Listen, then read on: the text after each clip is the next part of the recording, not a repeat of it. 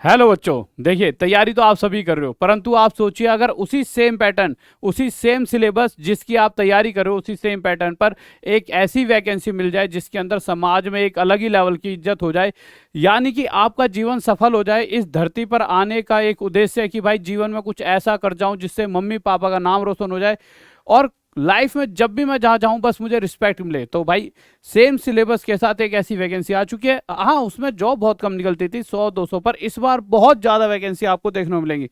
तो बच्चों, मैं बात कर रहा हूं जिस वैकेंसी की, उसका नाम है ईपीएफओ। तो यहां पर अगर आप देख सकते हो तो ईपीएफओ हेड ऑफिस इसका नोटिफिकेशन आ चुका है। अगर इसकी वैकेंसी की बात करें तो आज तक इतनी वैकेंसी नहीं आई थी। बहुत से बच्चे इस नाम को सुनकर भी एग्जाम नहीं भर रहे होते। यार छोटी सी वैकेंसी आती है, 100 आती है, 200 आती हैं, जिस वजह से कंपटीशन कहीं ना कहीं लोगों को लगता है बहुत ज़्यादा होगा। कम वैकेंसी है, वहीं कम रह जाता है कंपटीशन, बहुत कम लोग इसके फॉर्म भर रहे होते हैं। पर इस बार बहुत ज़्यादा वैकेंसी आई है और जिसका फायदा हर उस बच्चे को मिलेगा जो इसका फॉर्म भरने वाला है। तो इसकी अगर वैकेंसी की बात करें तो 2674 वैकेंसीज तो आपकी आई हैं मेरे भाई। और किसमें? एसएसए में, सोशल सिक्योरिटी असिस्टेंट में, और दूसरे वाला है स्टेनोग्राफर जिसमें टोटल वैकेंसी है 185। तो ये दो अलग अलग इसमें पार्ट हैं जिसमें अलग अलग वैकेंसी, इसमें 2600 से भी ज़्यादा यानी कहीं ना कहीं 2700 के करीब है। यहाँ 201 वैकेंसी है। तो ये टोटल मिलाकर देखिए, आप सोचोगे सर 2600 2700 कितनी वैकेंसी है? बच्चे आप समझिए कि पूरे इलाके में बहुत सारे कांस्टेबल हो सकते हैं बट उनके ऊपर एक सब इंस्पेक्टर होता है, वही केस है। ये एक अलग लेवल की जॉब होती है जहाँ पे एक अलग इज्जत होती है। और जब आप सेम सिलेबस के साथ, कोई अलग चीज़ नहीं करनी, अभी आपको सारी चीज़ें बताऊंगा। सैलरी बताता हूँ सबसे पहले, जिसे सुनकर शायद आप समझ पाओ कि किस लेवल की जॉब और कितनी सैलरी मिलेगी। साथ ही साथ आपके दिमाग में सबसे पहला केस आएगा, सर हमारी कहीं ना कहीं पढ़ाई क्या रहनी चाहिए? तो देखिए दोनों के लिए अलग अलग है। नीचे वाले के लिए आपकी 12th है। इसकी बात करो तो bachelor degree from a recognized university. साथ ही साथ a typing speed of 35 words per minute in English और 30 words per minute in Hindi. 35 words per minute English में चाहिए और 30 वर्ड्स पर मिनट हिंदी में चाहिए। अगर एज लिमिट की बात करूं तो 18-27। फिर उसके बाद सैलरी की तरफ चलते हैं मेरे भाई। और रूल्स जो होते हैं, जैसे हर एक कैटेगरी वाइज जो जो एज रिलैक्सेशन मिलता है वो भी आपको मिलेगा। साथ ही साथ अगर मैं सैलरी की बात करता हूं तो यहाँ पे 29,200 आपको दिख रहा है। यहाँ से लेकर मेरे भाई 92,000 92,000 तक ये सैलरी जाती है। अब आप कहोगे सर 29 तो बहुत ज़्यादा नहीं है।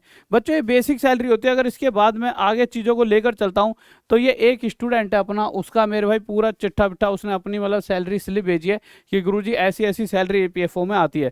ठीक है, तो गाइस देख लेते हैं क्या क्या उसने बता रखा है। तो क्या रखा है? It's a level 5 job with entry grade pay of 2800 which means your basic is 29,200 according to 7th CPC। Basic pay इतनी रहती है। डीए मेरे भाई currently 17% which will revise soon 4964। HRA रहेगा for X city 24% for Y 16% for Z 8%. Let's say you are posted in Lucknow which is classified under Y city, so your HRA will be 16%. ठीक है, depend करेगा HRA भी। तो HRA 4672 मिल गया समझ लो लखनऊ में आपको। तो you will get fixed medical allowance. Fixed medical allowance मिलेंगे, यानी कि मेडिकल वगैरह के लिए 2,000 रुपये वो मिलेंगे आपके फिक्स हैं। ट्रांसपोर्ट के 3600 रुपये मिल जाएंगे। साथ ही साथ इस तरह से 3600 प्लस 612 आपके ये मिल जाएंगे। टोटल आपकी सैलरी इस तरह से 45,000 के करीब हो गई। पर 2021 में जैसा कि कोविड वगैरह होता तो उसके बाद भी आपको 4 से 5,000 का एक हाइक भी देखने को मिला है, जिसकी वजह से आपकी टोटल सैलरी 49,000 के करीब हो जाती है। इतना आपके इन हैंड आ रहा होता है। और अगर बात करते हैं कि मेरे भाई इन हैंड की अगर बात करें, ये सैलरी होती है इन हैंड आती है 45,000। तो 49,000 में से 45,500 आपके इन हैंड आ रही होती है। तो एक बहुत मतलब कि एक अच्छी सैलरी है। और साथ में देखिए गवर्नमेंट जॉब में क्या होता है ना, सैलरी ज़्यादा के साथ साथ आपके पास पावर भी बहुत ज़्यादा आती है, जिसका ऐसा नहीं गलत कामों में इस्तेमाल, अच्छे कामों में इस्तेमाल करो।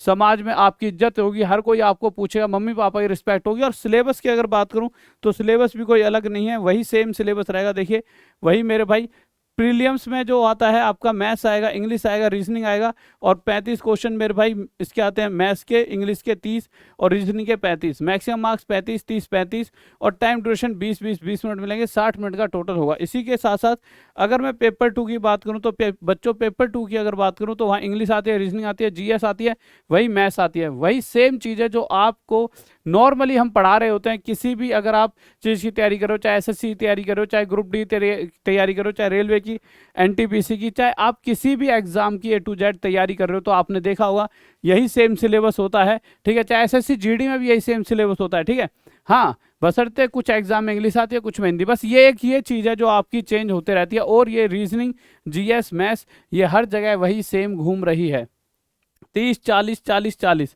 ठीक है, इस तरह से 150 क्वेश्चन, ये 30 क्वेश्चन 40 नंबर के, 40 क्वेश्चन 60 नंबर के, 40 40 के, 40 60 के, 200 का पेपर हो गया। Time duration 30 minute, 35 minute, 20 minute, 35 minute, total 2 घंटा, इस तरह से आपको मिलता है। ठीक है, उसके अलावा एक डिस्क्रिप्टिव पेपर होता है जो मेरे भाई जिसमें 3 क्वेश्चन होते हैं, 30 मार्क्स के होते हैं और 45 मिनट वहां पर मिल रहे होते हैं। इस तरह से पूरा आपका पैटर्न यहाँ पर रह रहा होता है।